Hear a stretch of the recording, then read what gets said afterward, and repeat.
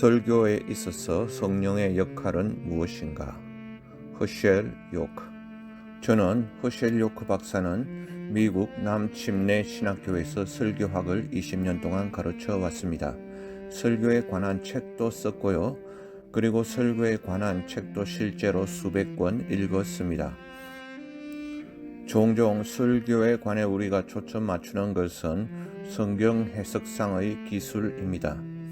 우리는 성경 본문을 올바르게 해석해서 설교를 잘 만들어야 하고 그걸 잘 전달해야 한다고들 얘기하죠. 그 모든 것은 맞는 말입니다. 그러나 우리 모두는 아래의 사실을 이해하고 있고 또한 믿습니다. 성령의 능력을 떠나서는 그 모든 기교는 소용없다는 것을요.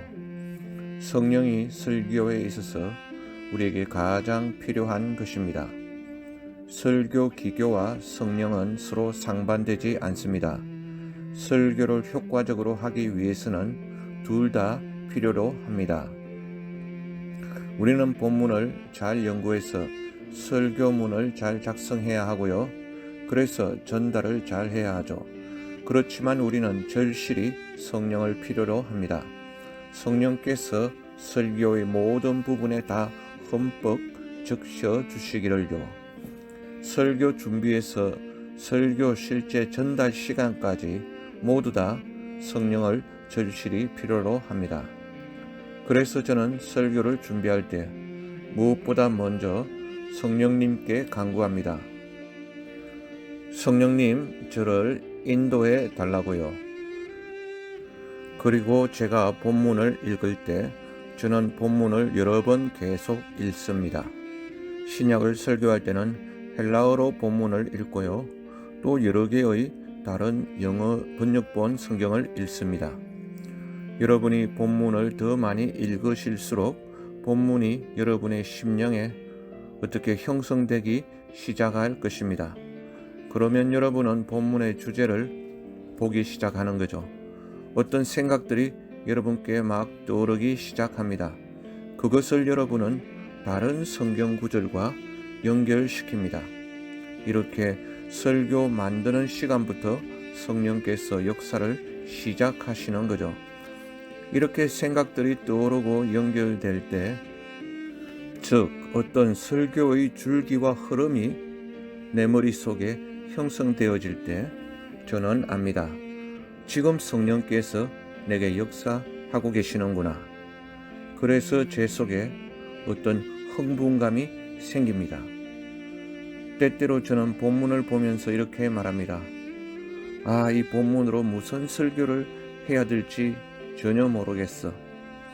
그러나 제가 계속 본문을 읽고 주님 제게 보여주십시오 하고 계속 기도하면 그것은 마치 성령께서 제게 작은 희미한 불빛을 처음에는 비춰주시는 것 같아요.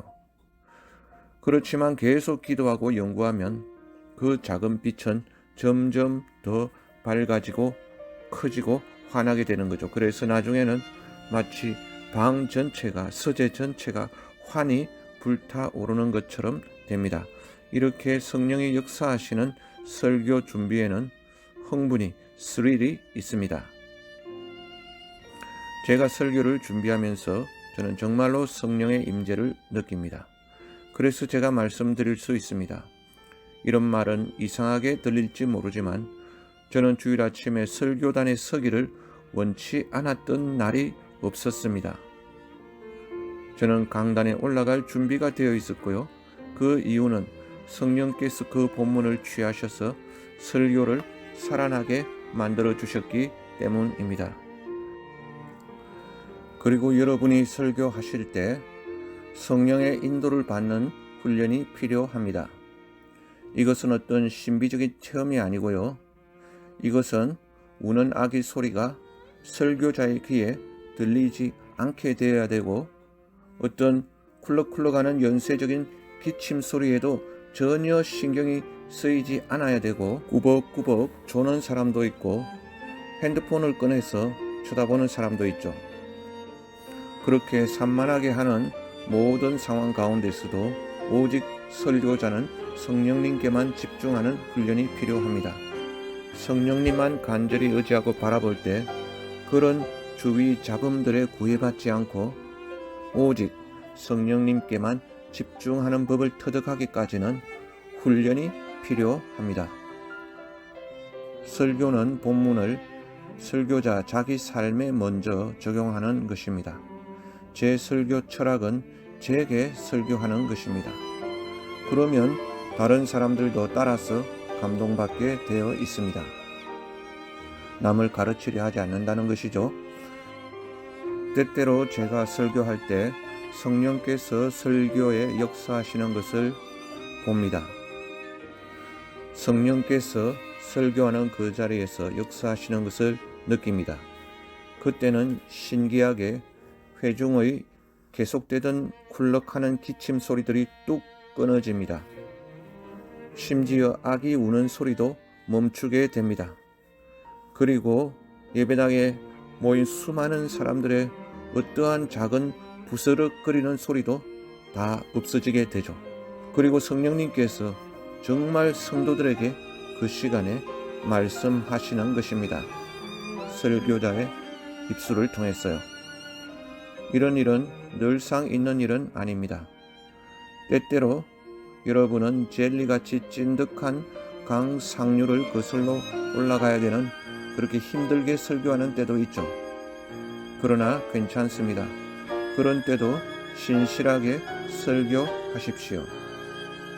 그런 때도 오직 성령님만 계속 의지하는 설교자의 훈련이 필요합니다. 그렇게 할 때 때때로 성령께서는 여러분이 느끼게 하실 것입니다. 성령님 그분이 당신으로 하여금 증거하게 하시고 설교하게 하신다는 것을요. 이렇게 성령님만 간절히 바라보고 의지하는 설교를 스스로 훈련하십시오. 그리고 본문에 충실하시고 하나님의 약속을 신뢰하십시오. 즉 그분의 말씀은 절대로 헛되게 다시 돌아가지 않는다는 것입니다. 이사야서 55장 10절 말씀이죠. 이는 비와 눈이 하늘로부터 내려서 그리로 되돌아가지 아니하고 땅을 적셔서 소출이 나게 하며 싹이 나게 하여 파종하는 자에게 종자를 주며 먹는 자에게는 양식을 줌과 같이 내 입에서 나가는 말도 이와 같이 헛되이 내게로 돌아오지 아니하고 나 기뻐하는 뜻을 이루며 내가 보낸 일에 형통함이니라. 즉 그 설교가 하나님으로부터 나온 것이라면 그 말씀이 성령님이 주시는 말씀이라면 청중의 반응에 관계없이 반드시 그 설교는 그 말씀은 열매를 맺고 다시 하늘로 올라간다. 되돌아간다는 말씀입니다. 저는 압니다. 성령께서 그 설교를 사용하시는 것을요. 왜냐하면 그것은 하나님의 약속이기 때문입니다. 그래서 설교는 제게 소망과 용기와 기쁨을 줍니다. 그것은 무엇보다도 성령의 역사입니다. 성령은 사람들의 죄에 대하여, 의에 대하여, 심판에 대하여 책망을 주시기도 하십니다. 요한복음 16장 8절에 나와 있죠. 제가 설교할 때 그래 내가 죄의 심판에 대해서 말씀하는 게 아니고 성령님께서 가르쳐 주시고 사람들을 깨닫게 하신다는 거죠. 나는 그분이 책망하실 것을 믿어 하면서 설교하는 것입니다. 그런데 우리는 성령에 대해서 많이 언급하지 않습니다. 제 생각에 때때로 우리는 너무 신비적인 존재가 될까봐 두려워하는데요. 그래서 성령을 떠나시게 하실 수 있는 거죠. 그것도 역시 조심해야 됩니다. 설교는 성령의 사역입니다. 하나님의 말씀을 씨처럼 사용해서 이사야서 55장 11절 청중의 마음에 뿌리시고 열매 맺게 하시는 분은 성령님이십니다. 그래서 그들을 살아나게 하십니다. 여러분 그 같은 설교의 기쁨이 없습니다. 제 말은 제 평생에 설교 같은 감격스러운 일은 없습니다. 저는 하나님께 매우 감사드립니다. 저를 구원해 주셨을 뿐 아니라 저를 부르셔서 설교하도록 하셔서 감사드립니다. 아멘.